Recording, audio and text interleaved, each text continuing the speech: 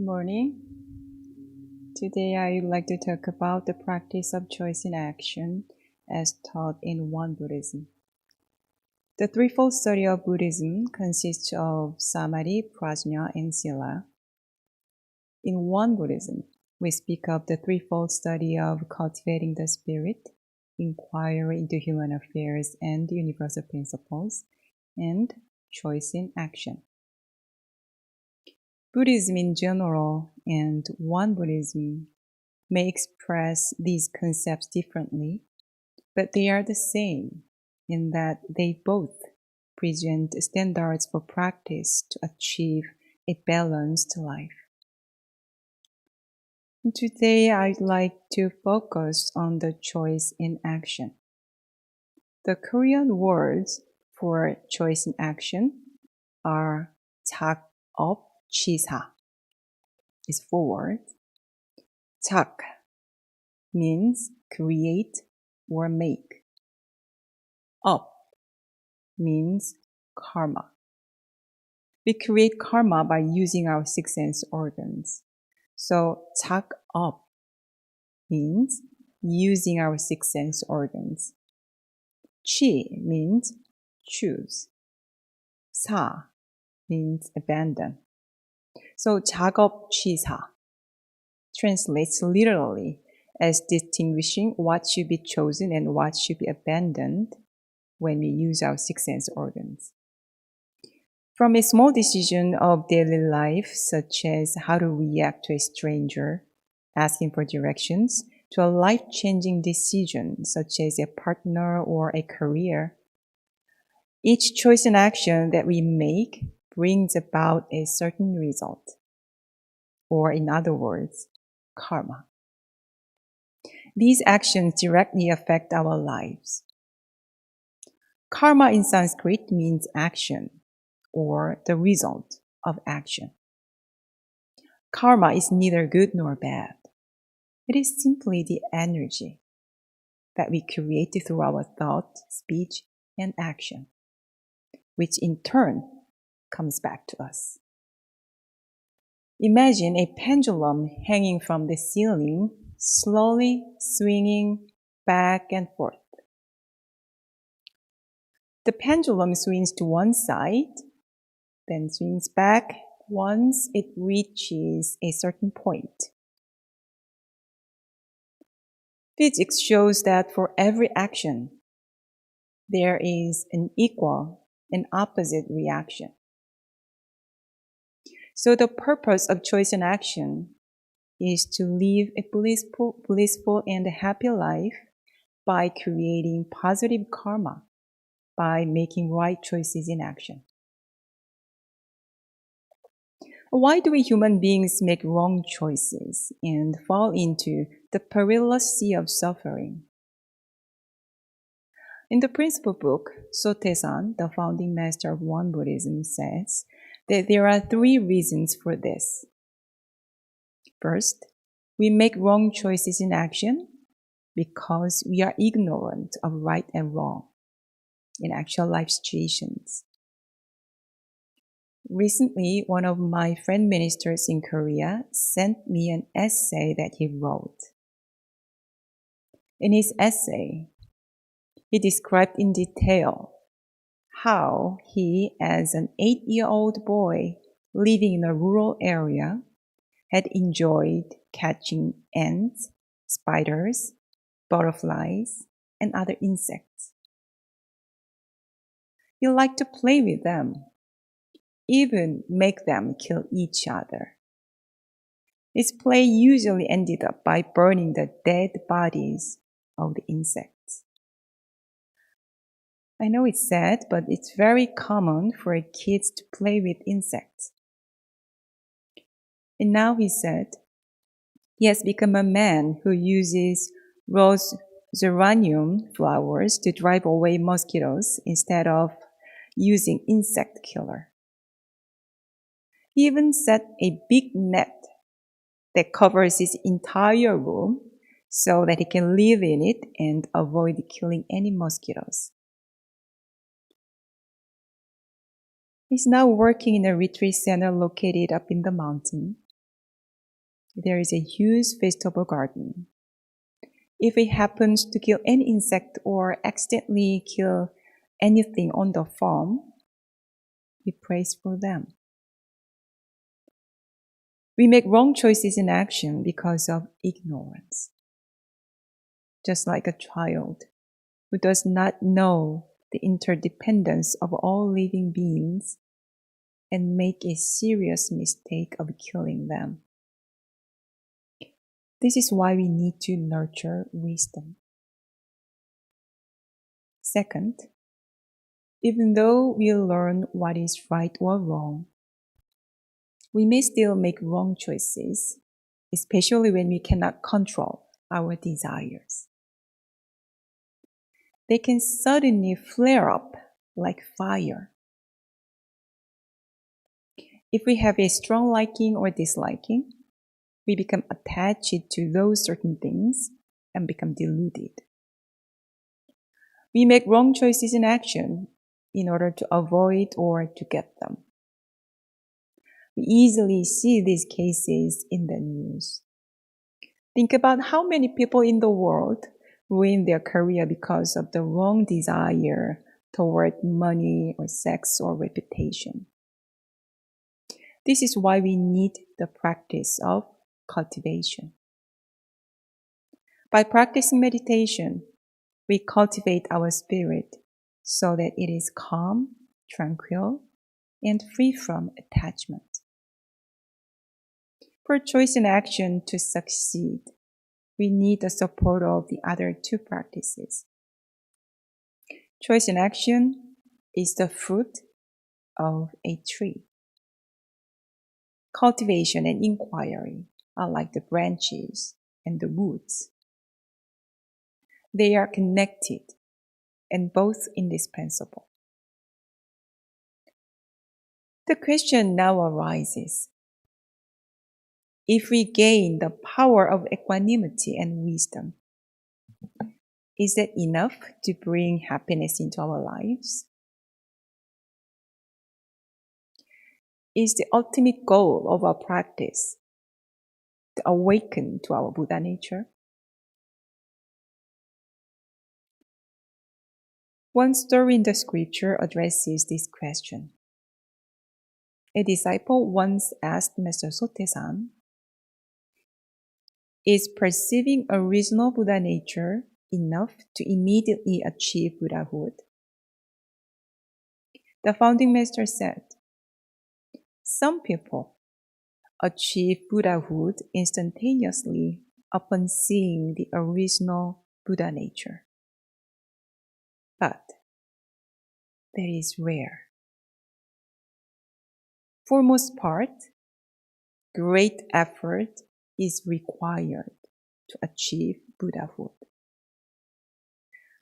More than that, required to simply experience Buddha nature. Mr. Sotaesan sees that we human beings may still make wrong choices in action, even after awakening to Buddha nature. Why? Because the power of a habit we have cultivated over a long period of time influences us on a daily basis. So the third cause of a human being's wrongdoing is habit. We make a wrong choice when we are enticed by strong habits. It is not that you automatically become a different person just because you've understood the principle of the universe and the Buddha nature. This is something that we practitioners need to keep in mind. But I have to admit that I still sometimes find myself looking for some kind of powerful inspiration to change myself instantaneously. There are moments when I am inspired by a great spiritual teacher or their books. There are also moments when I get some inspirations after meditation.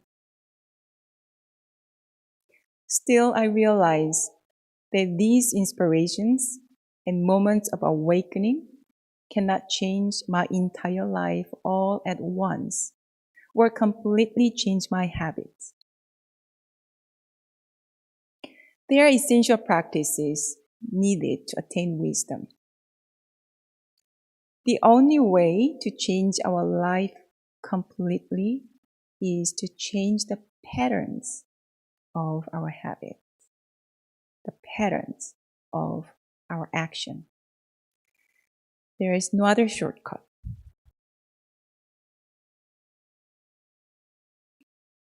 How can you change the habitual patterns of our action?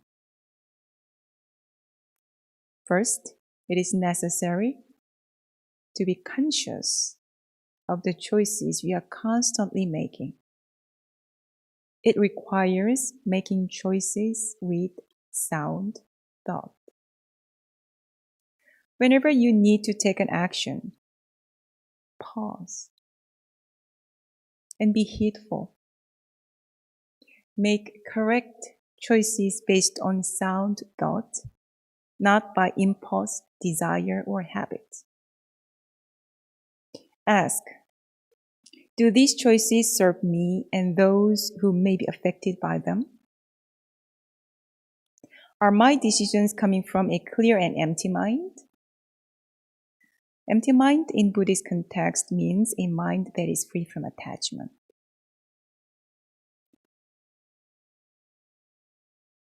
Are you acting from your higher self? Or are your actions and decisions coming from the ego? Consider this and then follow a decision which is based on the answer from your heart.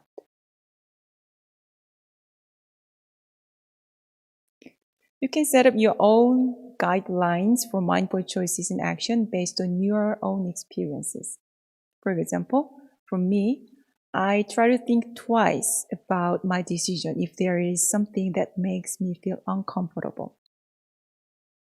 For me, to feel uncomfortable is often the signal that my conscience sends out to me.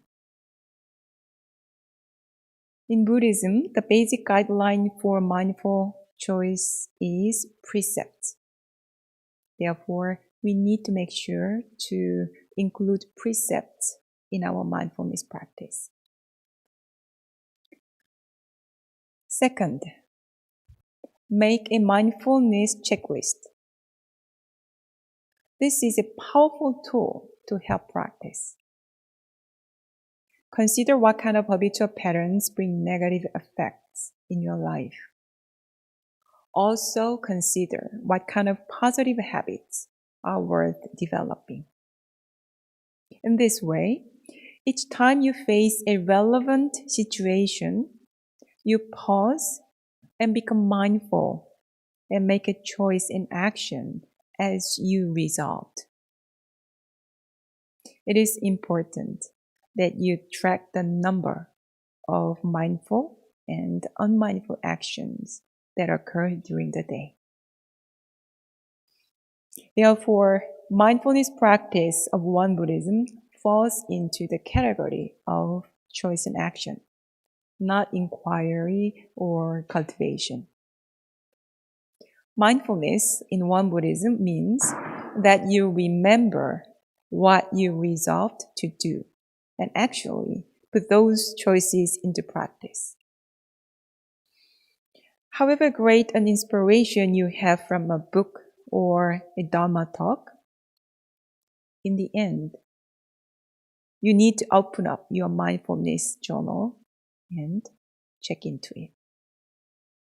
I believe that this is the only way to align what we know and how we act. Make an O or an X in your checklist of to-do things. For example, get up at 5 a.m., meditate every day, exercise, eat healthy foods, or avoid whatever may look unhealthy to spiritual practice. Count the number of mindful and unmindful actions. Keep the precepts. Change other habits that don't serve you. How else can you change the deeply rooted karmic power of our habits without this kind of effort? If there is other way, please let me know. For a very long time, I spent much effort to try to understand myself and the world. But I did not put into an equivalent amount of time and effort into working on my habitual patterns. I unconsciously thought that the right understanding must come first before I act. However, the threefold study needs to be carefully practiced so that we can keep a balance. I realized that I just need to act, especially if I know what I am supposed to do. For example, if you think you are lazy, do not waste time pondering on why you are lazy. Just take action. To change a habitual pattern, you simply need to get up and take an action. You might want to discuss the definition of right and wrong first when you learn choice and action in Won Buddhism. Of course, it is necessary to ponder upon the topic. Inquiry practice is needed for choice and action. However, as the title of the book of Robert Fogum, all you really need to know you learned in kindergarten, in most times of our life, we know how we should act. Let me read the quote from the book for you.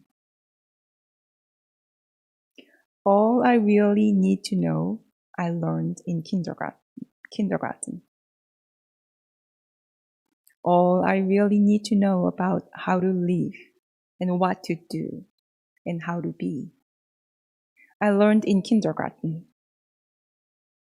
Wisdom was not at the top of the graduate school mountain, but there in the sandpile at Sunday school.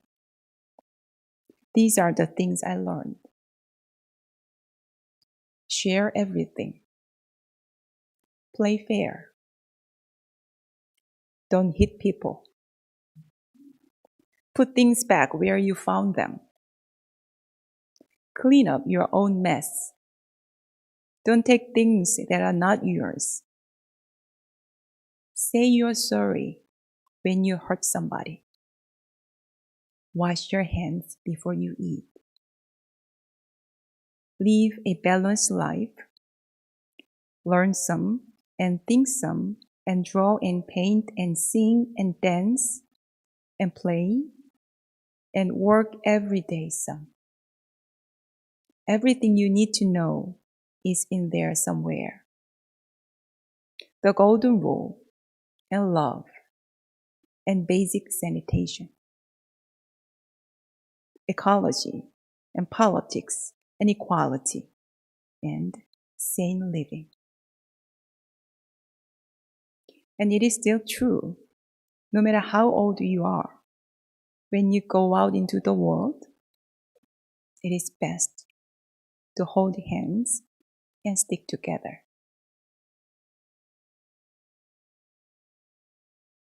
I hope you create only positive karma for yourself and the world by practicing mindful choice and action.